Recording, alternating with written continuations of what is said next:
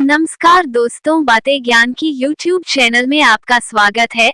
इस चैनल के द्वारा भक्ति, ईश्वर कथा, पौराणिक कथाएं, प्रेरक कहानियां और ज्ञानवर्धक कहानियों का विशेष संकलन आपको मिलेगा और आप ऐसे ही ज्ञानवर्धक वीडियो देख पाएंगे।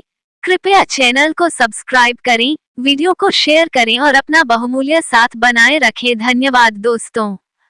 एक बार महर्षि वेद व्यास जी ने प्रथापुत्र युधिष्ठिर को अत्यंत गुप्त संपत्तियों के निधि स्वरूप तथा नष्ट राज्य की प्राप्ति कराने वाला श्री बालाजी महाराज हनुमान जी का व्रत कहा था। उन्होंने बताया कि यह व्रत भगवान श्री कृष्ण ने द्रौपदी के लिए कहा था। द्रौपदी ने हनुमान व्रत का आरंभ किया और उससे संबंधित डोरा गले में बांध लिया। किसी समय अर्जुन ने उस डोरे को बंधा देखा तो बोले, ये व्यर्थ का डोरा क्यों बांधा है? द्रौपदी ने मधुर शब्दों में कहा, श्री कृष्ण के निर्देशानुसार मैं हनुमान व्रत करती हूँ, ये डोरा उसी का है। ये सुनकर अर्जुन क्रुद्ध हो गए और बोले, अरे, वह बंदर तो हमारे रथ की ध्वजा पर निरंतर लटका रहता है, वह तुम्हें क्या दे सकता है? कृष्ण भी तो कपटी है, उन्होंने मजाक में ऐसा कह दिया होगा। अब तुम इस डोरे को तुरंत उतार फेंको। द्रौपदी को अर्जुन की बात माननी पड़ी। उसने उस डोरे को खोलकर उद्यान में सुरक्षित रख दिया। हे युधिष्ठिर, हनुमान जी के डोरे का परित्याग ही तुम्हारी विपत्ति का कारण है। उसी के फलस्वरूप तुम्हारा प्राप्त ऐश्वर्य सहसा नष्ट हो गया है। उस डोरे में 13 ग्रंथियां हैं, इसलिए तुम्हें 13 वर्ष का वनवास भोगना पड़ा। यदि उस डोरे का परित्याग न किया होता तो ये 13 वर्ष सुख पूर्वक ही व्यतीत होते। जब व्यास जी यह चर्चा कर रहे थे तब द्रौपदी भी वहां मौजूद थी।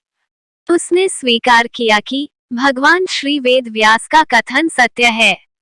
व्यास जी पुनः बोले, हे युधिष्ठिर, यदि तुम इस व्रत कथा को सुनना चाहते हो तो ध्यान पूर्वक सुनो।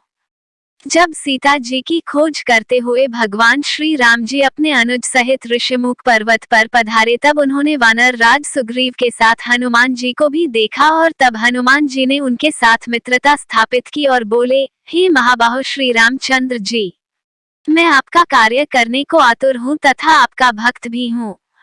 पहले इंद्र ने मेरी हनु पर वज्र से प्रहार किया था, इसलिए पृथ्वी पर मैं हनुमान नाम से विख्यात हुआ। उस समय मेरे पिता वायु क्रोध में ये कहते हुए अंतर्ध्यान हो गए कि जिसने भी मेरे पुत्र को मारा है मैं उसे नष्ट कर दूंगा।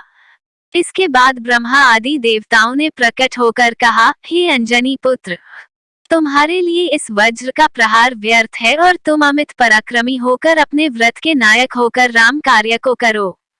तुम्हारे इस व्रत को करने वाले की सभी मनोकामनाएं पूर्ण होंगी। इस व्रत का अनुष्ठान पहले श्री रामचंद्र जी ने भी किया था। ये कहकर देवगण चले गए। अब हे नाथ, हे रामचंद्र जी, आप इस व्रत को अवश्य कीजिए। हनुमान जी की बात का समर्थन आकाशवाणी ने भी किया। तब श्री राम ने हनुमान जी से व्रत का विधान पूछा। तब हनुमान जी बोले, जब मार्गशीर्ष मास के शुक्ल पक्ष में 13 घटी युक्त त्रयोदशी एवं अभिजीत नक्षत्र हो तब पीले डोरे में 13 गांठ लगाकर उसे कलश में रखें। फिर ओम नमो भगवते वायुनंदाय मंत्र से मेरा आह्वान तथा पीले चंदन, पीले पुष्प और अर्चनोचित सामग्री से मेरा पूजन करें। पूजन में ओकार युक्त मंत्र द्वारा षोडशोपचार करने चाहिए। गेहूं के आटे के 13 मालपुआ, तांबूल एवं दक्षिणा ब्राह्मण को दे तथा भोजन भी कराए। यह व्रत 13 वर्ष पूरे होने तक नियम पूर्वक करे तथा 13 वर्ष बाद विधिवत उद्यापन करें। इस प्रकार हनुमान जी ने कहा। यह व्रत लक्ष्मण जी, विभीषण, सुग्रीव एवं श्री रामचंद्र जी ने भी किया था। इस व्रत का साधन करने वाले साधक की श्री हनुमान जी स्वयं सहायता करते हैं। हे युधिष्ठिर, इस मार्गशीर्ष मास में तुम भी इस व्रत को करो तो तुम्हें राज्य की पुनः प्राप्ति हो सकती है। व्यास जी द्वारा व्रत की ऐसी महिमा सुनकर समुद्र तट पर रात्रि व्यतीत करने के पश्चात दूसरे दिन युधिष्ठिर ने व्यास जी के समक्ष ही द्रौपदी के साथ यह व्रत पायस एवं घृताक्थावि से होम तथा ओम नमो भगवते वायुनंदाय मूल मंत्र से श्री हनुमान जी का एवं आह्वान पूजन किया।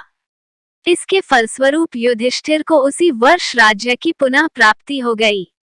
इसलिए हे ऋषिगण, आप भी इस व्रत को करके सफल मनोरथ को प्राप्त कर सकते हैं। तब उन ऋषियों ने भी इस श्री हनुमान व्रत को किया। इस हनुमान व्रत संबंधी कल्प का पाठ करने, सुनने तथा सुनाने से सभी मनोरथ पूर्ण होते हैं।